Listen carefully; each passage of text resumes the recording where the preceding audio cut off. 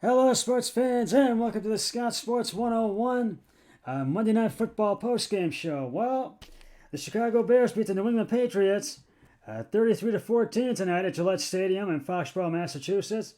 The Bears took control of the game in the second half, and the Patriots had four turnovers that were forced by the Bears. The Bears go to 3-4. The Patriots fall to 3-4.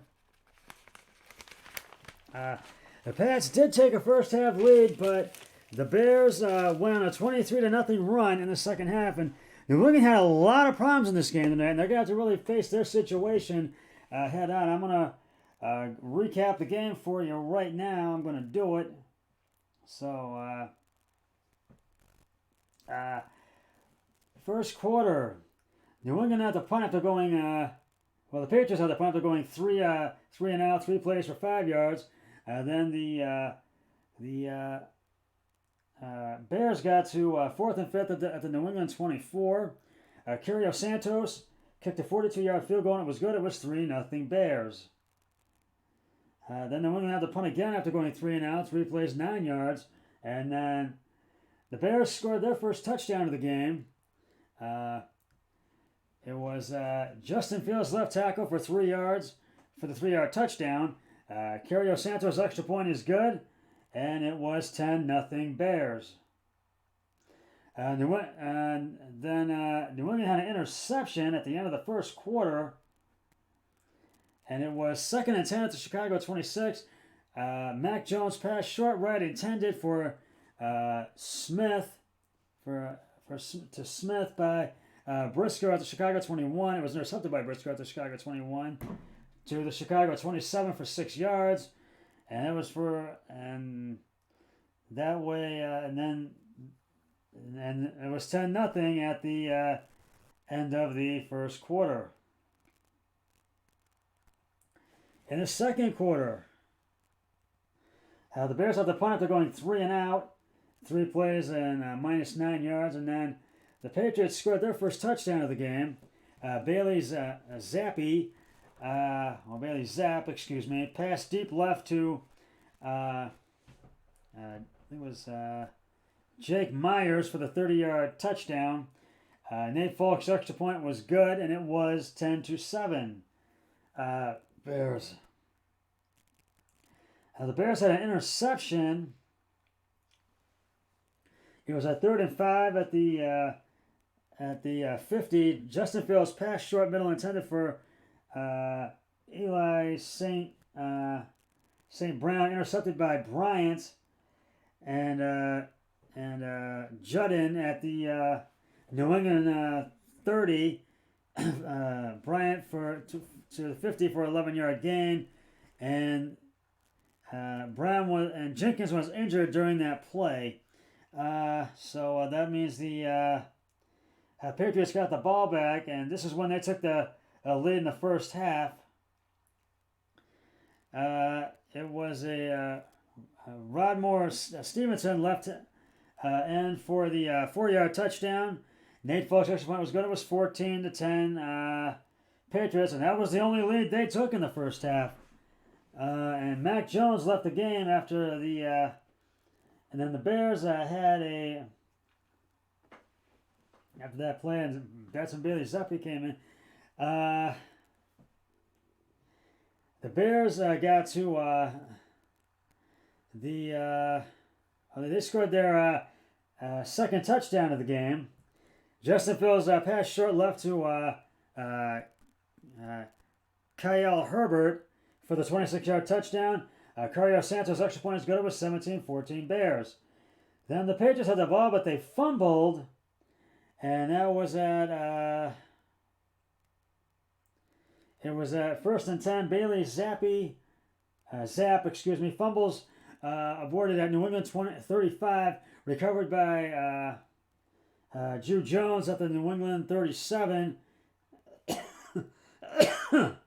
and for no gain, and the Bears got the ball back, and they got to 1st and 5 with the New England 5, and Cario Santos' 23-yard field goal was good, and it was 20-14 Bears. at halftime. In the third quarter, the Bears got to 4th and 10. Cario Santos, 38-yard field goal was good. It was 23-14 Bears. New England had to punt after going 3 plays and -4 yards, and then the Bears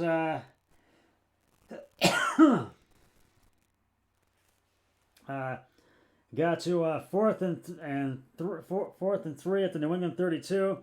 Cario Santos, 50-yard field goal is good, and it was 26-14. New England had to punt after going 3 and out, 3 plays, 8 yards, and then the Bears scored their third touchdown of the game. It was David Montgomery left tackle for the 1-yard touchdown, and Cario Santos' extra point was good. It was 33-14. Bears at the end of the third quarter. In the fourth, New England had an interception. It was 2nd and 20. Bailey Zapps pass short middle intended for Nathan Aguilar, intercepted by Smith and Robinson at the Chicago 48. Smith ran out of bounds at the New England 37 for 15 yards, and there was a penalty on the Bears' Pennell, and it was a disqualification, 15 yards enforced at the New England 48. So he was disqualified. Chicago had to punt after going 3 yards, after going 3 and out, 4 plays, 17 yards. And then New England had a second interception, turned the ball over again. It was forced by the Bears. These were forced by Bailey Zapp, pass short left intended for Thornton, intercepted by Cali Gordon at the Chicago 48 to the New England 10 for 42 yards, or 42-yard gain. And then the Bears had the ball back, and they had a turnover on downs. They had a downs. It was 4th and goal.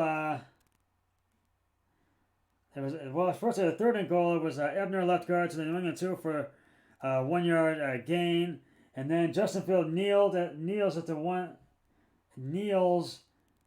the New England 3 for a -4 yards, and that was the when. And then the Bears it was a turnover on downs, and then Bailey Zappi kneels at the New England 2 yards for -1 yard, but nonetheless, the Bears get the win, and they beat New England 33-20, 33-14 tonight. And I'm going to give the game balls out to the Bears right now. I'm going to give them Justin Fields on the offensive end, 13 of 21 carries and attempts, 179 yards, 1 touchdown, 1 interception. And on the rushing end for Justin Fields, it was 14 attempts, 82 yards, 1 touchdown, and Darnell Mooney, 3 receptions, 53 yards. So the Bears go to 3-4. New England falls to 3-4. They will have to regroup and look at their situation, and they will have to hopefully try to win the game next week against their next opponent. And Chicago, they will play Dallas Thursday night, and that'll be one of the Sunday games. Thursday night football to kick off week 8 will be the Baltimore Ravens and the Tampa Bay Buccaneers. That'll be at Raymond James Stadium in Tampa Bay. And I said Dallas will play Chicago. New England will play, the New England Patriots will face the Jets, so they'll have to look at their situation and try to beat them to even up their record at 4-4. And the Sunday night game will be the Green Bay Packers we'll play the Buffalo Bills at Bills Stadium. And next Monday night, the Browns will take on the Bengals at First Energy Stadium. And we'll have a lot of other great action as well, but I wanted to mention a few games.